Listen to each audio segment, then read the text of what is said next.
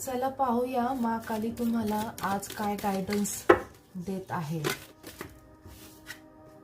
माँ भुवनेश्वरी तुम्हाला हे सांगते की तुमच्या आयुष्यामध्ये पैसा येत आहे, सुख समृद्धी येत आहे, पण त्याच्यासाठी तुम्हाला तुमच्या आत्म्याची सुंदरता ओळखायची आहे।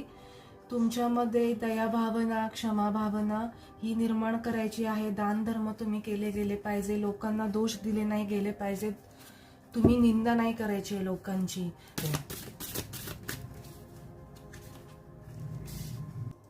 सिंह राशी असू शकते इथे लोकांची।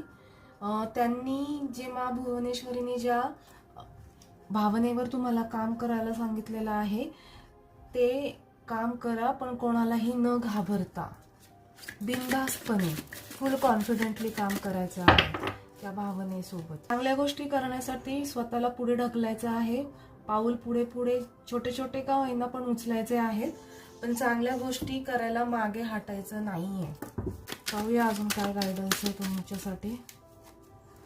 ब्ल्यू कलरचा जास्तीत जास्त वापर करा तुमच्या लाईफमध्ये।